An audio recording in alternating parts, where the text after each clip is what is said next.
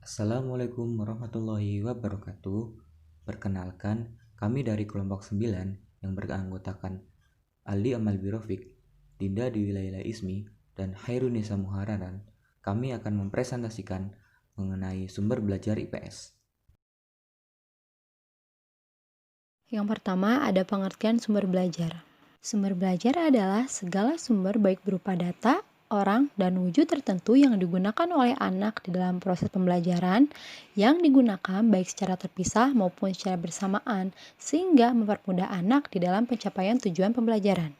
Yang kedua, ada pengertian sumber belajar menurut para ahli. Menurut Thorkelisen 1965, sumber belajar adalah segala sesuatu yang dipergunakan untuk kepentingan pembelajaran, yaitu segala apa yang ada di sekolah pada masa lalu, sekarang, dan pada masa yang akan datang.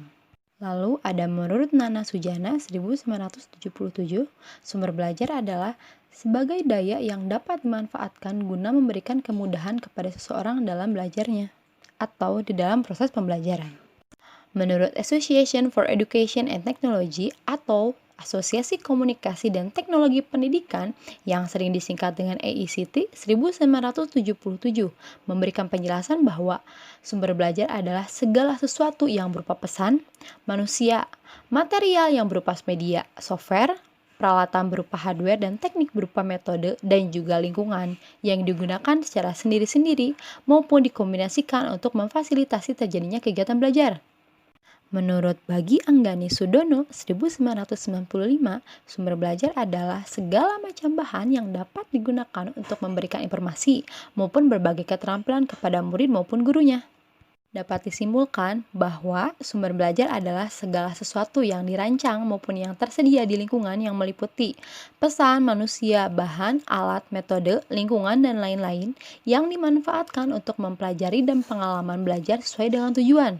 Nah, di sini juga siswa tidak selalu mengandalkan guru sebagai sumber, tetapi siswa juga bisa mengambil dari sumber-sumber belajar yang tersedia di lingkungan untuk membantu di dalam proses pembelajaran.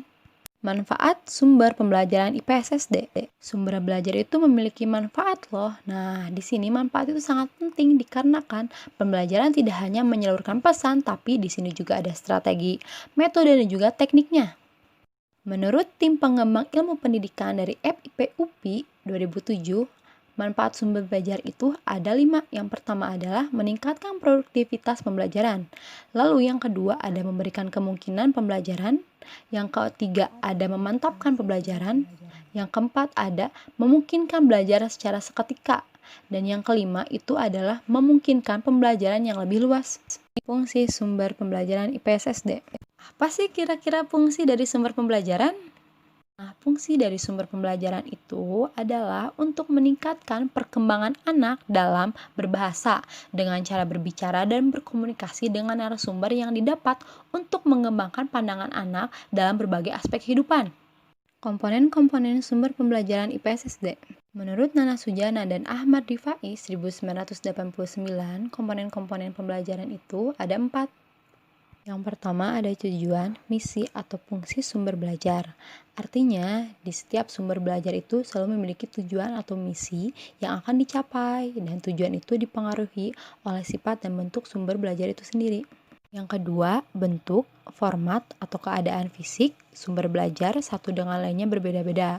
Nah, di sini keadaan fisik dari sumber belajar itu merupakan komponen yang penting dikarenakan di dalam penggunaan atau pemanfaatannya dengan memperhitungkan segi waktu, pembiayaan, dan lain sebagainya. Yang ketiga, ada pesan yang dibawa oleh sumber belajar. Nah, sumber belajar itu selalu membawa pesan yang dimanfaatkan atau dipelajari oleh peserta didik.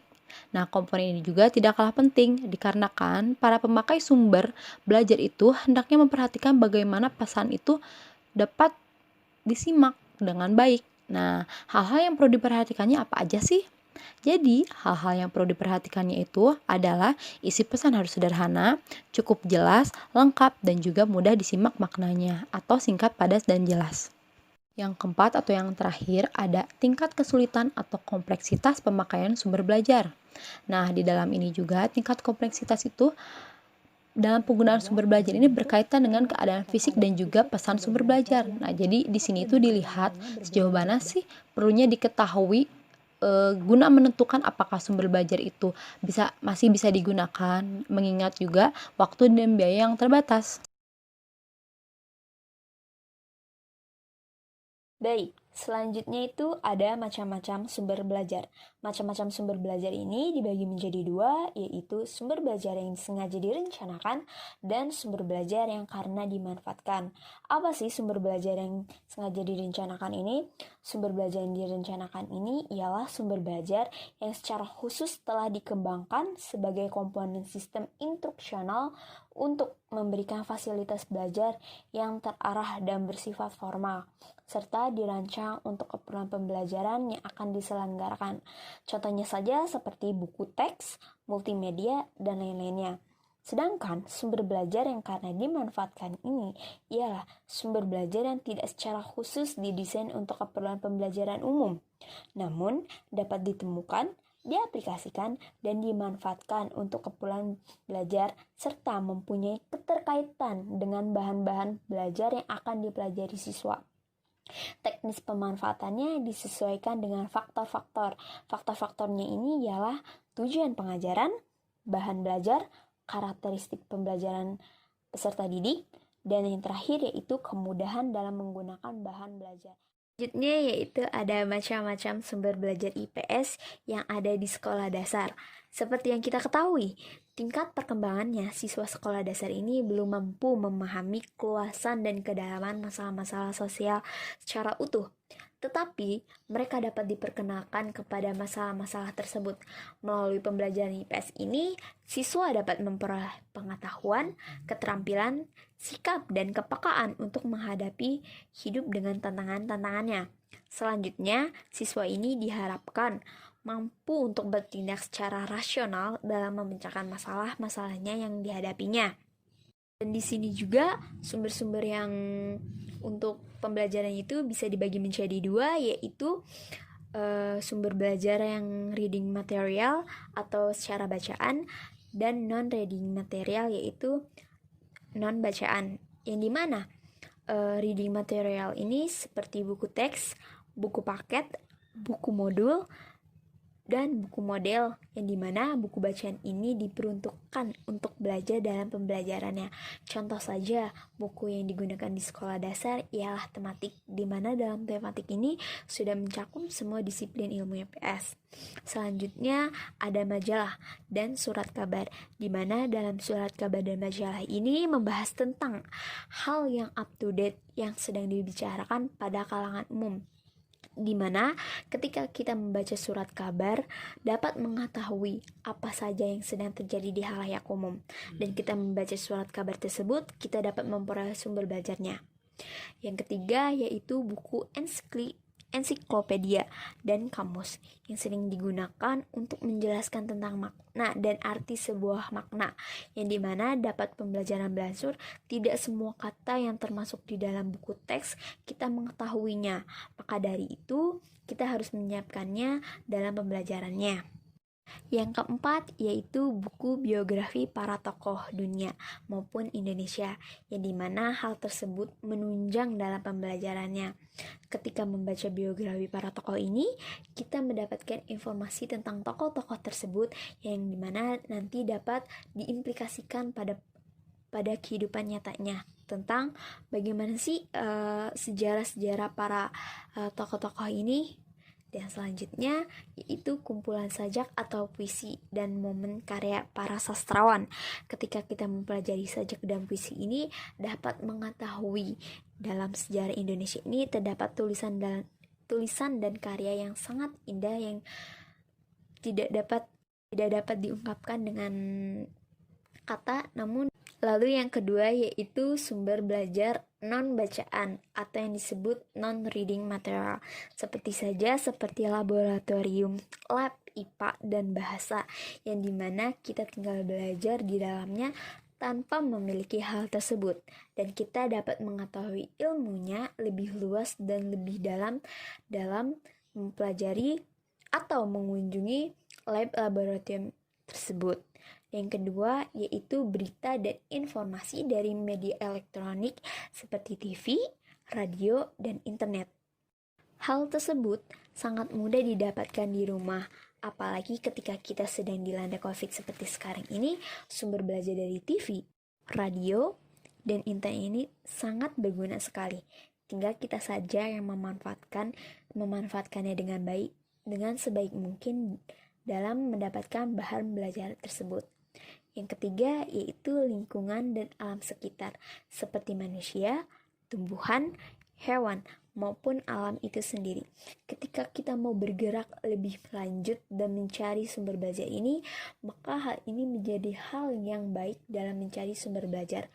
Karena sumber belajar itu tidak hanya dalam buku atau dari seorang guru saja, namun kita dapat mendapatkannya sumber belajar tersebut dari lingkungan sekitar kita. Selanjutnya yaitu guru dan siswa. Guru sudah patut menjadi sumber belajar karena ketika pembelajaran berlangsung, guru harus memberikan pengetahuannya terlebih dahulu, dan ketika hal tersebut sudah disampaikan secara baik dan menyeluruh, dikembalikan oleh siswa, yang dimana kita dapat mengambil sumber belajarnya itu dari siswa. Ketika kita melontarkan sesuatu tentang bencana alam, kita menjelaskan terlebih dahulu bencana alam itu seperti apa. Dan itu kita melontarkan lagi sebuah pertanyaan, apa sih yang menjadi bencana dari sumber alam ini?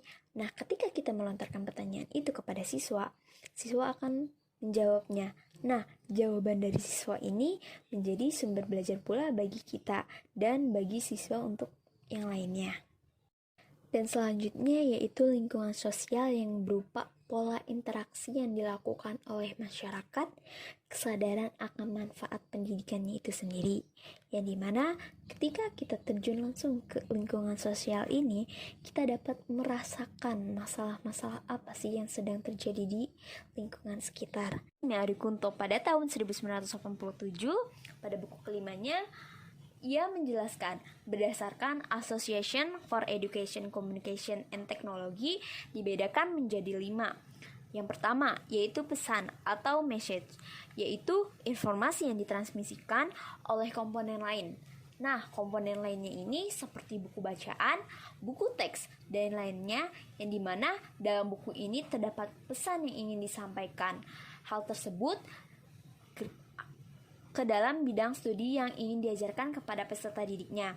Yang kedua yaitu orang atau people, yaitu manusia yang bertindak sebagai penyimpan, pengolah, dan penyaji pesan dalam kelompok ini.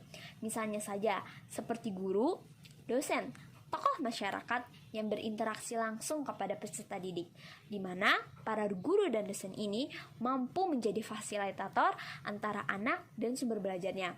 Contoh saja seperti ketika peserta didik tidak mampu membeli bahan buku ajarnya, guru mampu memberikan bahan ajar tersebut berupa materi yang akan diajarkan, yang dimana guru ini dituntut untuk kreatif dalam menciptakan suasana belajar tersebut. Yang ketiga yaitu berupa lingkungan atau setting, yaitu seperti museum dan perpustakaan, lingkungan sekitarnya, yang dimana lingkungan sekitar ini sangat berpengaruh dalam sumber belajar IPS, yang dimana guru dapat mengambil contohnya langsung dalam lingkungannya. Contoh saja seperti guru membawa peserta didik ke perpustakaan, yang dimana dalam perpustakaan ini banyak sumber ilmu, dan bagaimana gurunya itu sendiri dalam menggunakan fasilitas perpustakaannya ini kepada peserta didik. Yang keempat yaitu alat perlengkapan atau hardware-nya, yaitu di sini ada radio, television, komputer, internet, dan HP. Seperti yang sudah dijelaskan di sebelumnya, bahwa alat elektronik ini menjadi hal penting dalam memperoleh sumber belajar. Apalagi ketika kita belajar di rumah seperti saat ini, alat elektronik seperti HP, handphone, dan internet ini sangat membantu dalam proses pembentukan proses pembelajarannya. Yang kelima yaitu berupa kegiatan simulasi atau bermain peran atau sandiwara atau wawancara. Yang di sini ada wawancara, yang dimana ketika guru mewawancara peserta didik atau guru memberikan tayangan tentang wawancara, peserta didik mampu mengambil kesimpulan dari apa yang sudah dilihat atau yang sudah dilakukannya, yang dimana peserta didik nantinya akan mampu mengambil peran tersebut ke depannya. Baik, selanjutnya adalah pengembangan sumber belajar. Pengembangan sumber belajar adalah proses menentukan sumber belajar yang digunakan agar tidak terpaku pada satu bidang saja. Maksudnya, segala sesuatu yang dilakukan juga harus diperkirakan dengan relevansinya.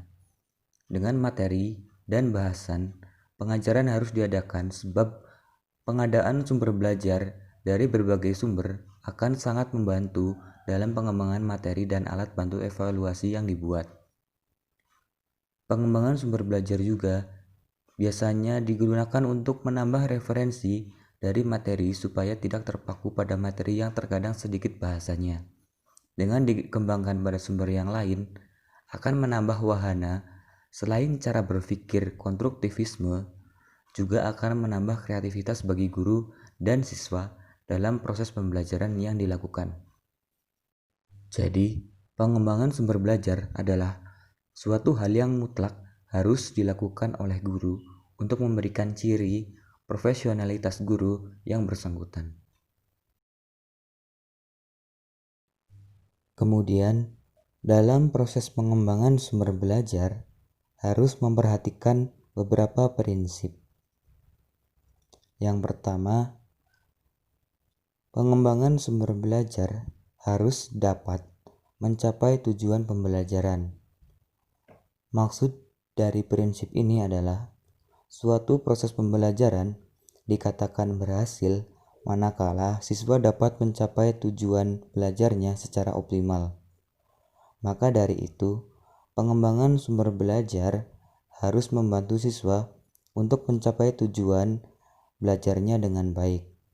Artinya, sumber belajar yang dikembangkan harus dapat mendukung dan memotivasi pembelajaran anak tersebut, bukan malah menghambat proses belajarnya. Kemudian, yang kedua, pengembangan sumber belajar harus disesuaikan dengan karakteristik peserta didik. Artinya, seiring dengan perkembangan zaman, tentu karakteristik peserta didik juga akan berkembang. Misalnya, anak SD di era 80-an dengan anak SD di era sekarang memiliki karakteristik yang berbeda. Mungkin anak SD pada masa 80-an, di mana pada masa tersebut belum mengenal teknologi atau belum melek teknologi yang canggih, sehingga sumber belajarnya pun masih manual. Sedangkan pada masa sekarang, karena perkembangannya sudah maju, anak-anak SD zaman sekarang apabila dihadapkan dengan sumber belajar manual, mungkin akan kurang termotivasi untuk belajar, dan justru akan termotivasi ketika sumber belajarnya digital. Itulah pentingnya disesuaikan dengan karakteristik peserta didik. Dan yang ketiga adalah memberikan kemudahan bagi peserta didik dalam proses belajar. Artinya, seperti fungsi seorang guru sebagai fasilitator, yaitu memberikan kemudahan belajar, sumber belajar pun sama harus memberikan kemudahan. Artinya, dalam upaya penggunaannya, sebisa mungkin sumber belajar yang dihadapkan kepada peserta didik mampu dimengerti dengan baik, agar tujuan pembelajarannya pun dapat tercapai. Setelah tadi berbicara mengenai prinsip pengembangan sumber belajar, selanjutnya kita akan membahas mengenai macam-macam pengembangan sumber belajar IPS. Yang pertama, pengembangan sumber belajar cetak. Guru sebagai fasilitator pembelajaran perlu mengupayakan agar proses pembelajaran dapat mencapai hasil yang optimal. Indikator pencapaian hasil belajar siswa adalah tercapainya kompetensi dasar yang ada dalam standar isi. Faktor yang berpengaruh terhadap hasil belajar peserta didik Salah satunya adalah sumber pembelajaran yang digunakan oleh guru. Sumber pembelajaran bukan jumlah materi yang dikuasai atau dimiliki oleh guru, melainkan materi yang digunakan dalam proses pembelajaran. Oleh karena itu, sangat penting kemampuan guru dalam mengemas materi pembelajaran, termasuk menyeleksi materi yang akan digunakan dalam proses pembelajaran. Pada umumnya, guru IPS menggunakan buku mata pelajaran untuk proses pembelajaran. Bahkan, banyak guru mengajar mengandalkan dengan berpegang pada buku mata pelajaran saja. Dalam hal ini, buku teks dipandang sebagai sumber utama, bahkan sebagai satu-satunya sumber pembelajaran. Tentu, hal ini tidak salah. Guru menggunakan buku teks sebagai sumber pembelajaran utama bagi siswa. Bahkan, semua siswa memiliki buku teks tersebut. Namun, jika hanya berpegangan pada buku tersebut, maka informasi yang didapat oleh guru akan sedikit. Maka dari itu, perlu adanya pengembangan sumber belajar yang dilakukan oleh guru. Pengembangan yang bisa dilakukan oleh guru adalah buku teks mata pelajaran IPS yang dapat digunakan di sekolah dasar dapat diperoleh dengan cara menggunakan dari internet, yang sering dinamakan sebagai buku elektronik. Buku yang telah tersedia di internet adalah buku-buku yang telah lolos dan lulus penilaian oleh Badan Standar Nasional Pendidikan. Artinya, buku-buku tersebut telah dianggap standar sehingga bersifat legal untuk digunakan oleh guru dan siswa di sekolah. Meskipun demikian, guru berhak memilih atau menyeleksi buku yang tepat untuk para siswanya yang dapat digunakan dalam pembelajaran IPS. Sehingga ketika seorang guru tidak terpaku pada satu buku utama saja, guru dapat mengembangkan materi-materi yang sebelumnya tidak terdapat di dalam buku utama. Sehingga guru dan siswa pun dapat mengembangkan kreativitasnya demi tercapainya tujuan pembelajaran IPS.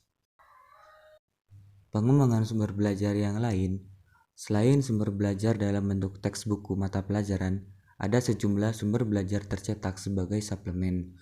Contohnya, terbitan prodikal tentang kejadian seperti surat kabar, majalah,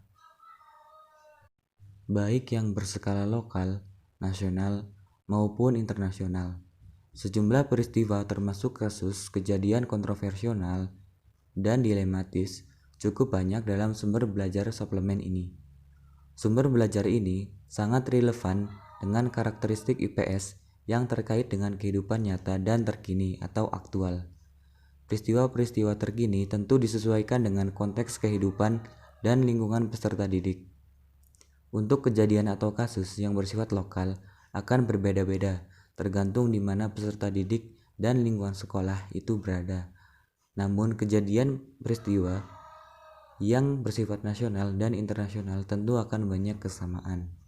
Dari situlah informasi-informasi yang diperoleh guru dapat dikembangkan sebagai bahan ajar kepada siswanya. Lalu, guru juga dapat melakukan pengembangan melalui buku-buku yang sedang ada di pasaran, yang relevan dengan IPS dan dapat dijadikan sebagai sumber pelajaran. Yang kedua adalah pengembangan sumber belajar non-cetak. Sumber belajar non-cetak dapat dianggap belum banyak dimanfaatkan dalam proses pembelajaran di kelas, khususnya dalam pembelajaran IPS di negara kita. Diakui bahwa ketersediaan sumber belajar atau media pembelajaran di sekolah, khususnya di sekolah dasar, sangat terbatas. Sumber belajar non-cetak ini masih dianggap langka dan sulit memperolehnya. Penggunaan sumber dan media pembelajaran berupa bacaan dan tulisan masih mendominasi proses pembelajaran IPS di kelas, sedangkan sumber belajar non-cetak seperti video tape, gambar, film, dan media-media audiovisual lainnya masih belum banyak ditemui di dalam pembelajaran IPS. Padahal telah disadari bahwa pembelajaran IPS sangat terkait dengan kehidupan nyata, kehidupan sehari-hari masyarakat, bahkan lingkungan terdekat peserta didik. Apabila dikaitkan dengan karakteristik peserta didik sekolah dasar, jelas bahwa mereka berada pada tingkat operasional konkret. Artinya, mereka belum mampu berpikir atau berpikir konseptual.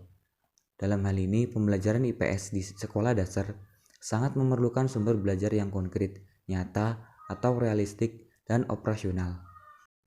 Dan pengembangan sumber belajar yang ketiga adalah penggunaan lingkungan sebagai sumber belajar pada pembelajaran IPS.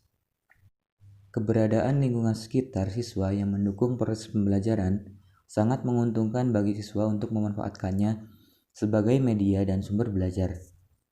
Keuntungan yang diperoleh dari kegiatan mempelajari lingkungan dalam proses belajar antara lain seperti kegiatan belajar lebih menarik, hakikat belajar lebih bermakna, bahan pembelajaran lebih faktual, kegiatan belajar lebih komprehensif, sumber belajar lebih kaya, dan membentuk pribadi siswa agar tidak asing dengan kehidupan sekitar.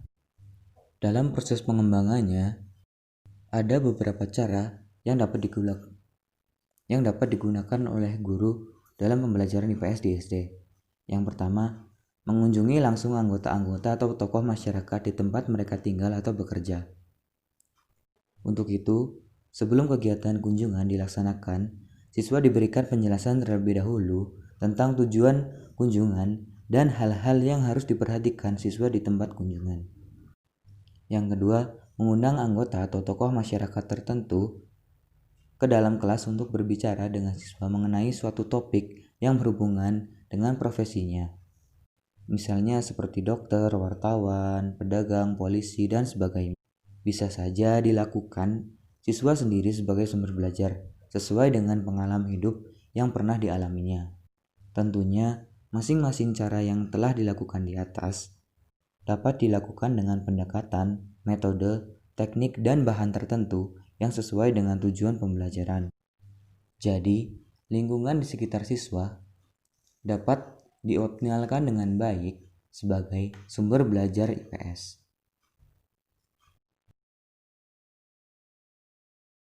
Itulah beberapa materi yang dapat kelompok kami sampaikan.